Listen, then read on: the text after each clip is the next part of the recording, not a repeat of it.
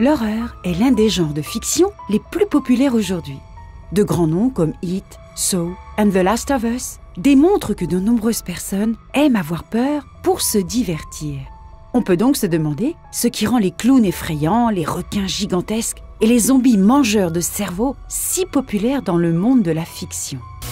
Dans cette vidéo, nous voulons explorer la psychologie de l'horreur et ce qui pousse les gens à être effrayés ou terrifiés.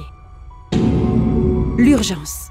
Quel est le point commun entre un examen de mathématiques, une conversation avec un amoureux et Slenderman? Il provoque efficacement la peur. Et même si ces expériences sont toutes différentes, le corps produit des réactions très similaires.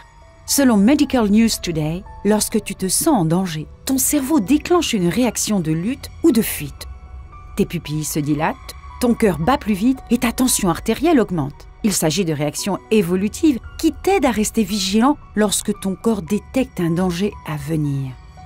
En t'exposant à des images effrayantes, les films et les jeux d'horreur font croire à ton esprit qu'il est en danger, ce qui provoque une poussée d'adrénaline et des sentiments de peur et d'excitation.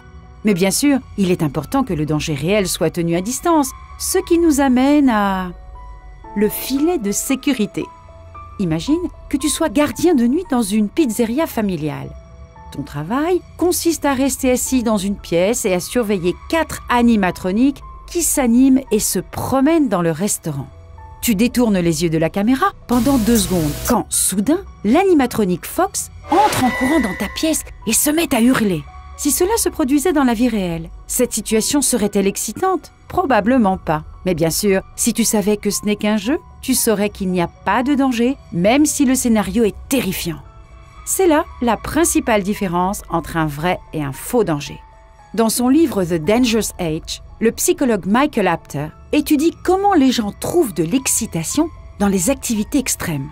Il a émis l'hypothèse que les gens augmentent le niveau d'excitation des activités risquées en disposant d'un filet de sécurité, juste suffisant pour que leurs activités ne soient pas mortelles ou fatales. C'est ainsi que l'on peut apprécier les montagnes russes, le saut à l'élastique ou même les films d'horreur. Le fait que la terreur derrière l'écran ne soit pas réelle crée un filet de sécurité pour le spectateur tout en maximisant le niveau d'excitation. L'âge et le genre. À ton avis, qui serait le plus susceptible d'apprécier les films ou les jeux d'horreur? Ton frère adolescent ou ta grand-mère? Les chercheurs Classen et Johnson ont tenté de répondre à cette question en 2020. Ils ont mené une enquête en ligne auprès de 1070 personnes et leur ont posé des questions sur leurs traits de personnalité, leur sexe, leur âge et leurs sentiments à l'égard des films d'horreur. Qu'ont-ils constaté? Ils ont constaté que les personnes qui apprécient les films d'horreur ont tendance à avoir une imagination débordante, un faible niveau de névrosisme et une forte croyance dans le paranormal. Les chercheurs ont également remarqué que les hommes étaient plus enclins à apprécier les films d'horreur que les femmes. Leur étude a également montré qu'il existait une corrélation négative entre l'appréciation des films d'horreur et l'âge. Cela signifie que si tu as l'intention de jouer à un jeu d'horreur, assure-toi de le faire avec ton frère adolescent et non avec ta grand-mère. Le récit. As-tu déjà apprécié un film ou un jeu effrayant alors que tu n'aimes pas les films d'horreur? Qu'est-ce qui l'a rendu agréable? Le philosophe Noël Carroll pense qu'il y a quelque chose de bien plus important que les effets de surprise qui attirent les gens vers le genre de l'horreur. Dans son livre The Philosophy of Horror, Carroll affirme que ce qui attire le plus les gens vers l'horreur, c'est la curiosité.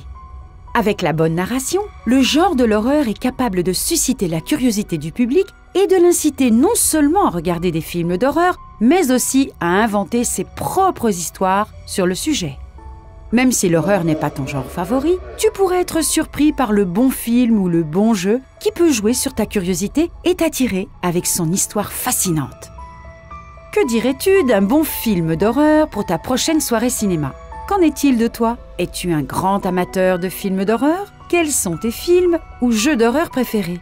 Si ce n'est pas le cas, pourquoi n'aimes-tu pas ce genre de film? Dis-le nous dans les commentaires ci-dessous. Et si tu as aimé cette vidéo, n'hésite pas à liker et à la partager avec un ami. N'oublie pas de t'abonner à la chaîne. Et comme toujours, merci de nous avoir regardés.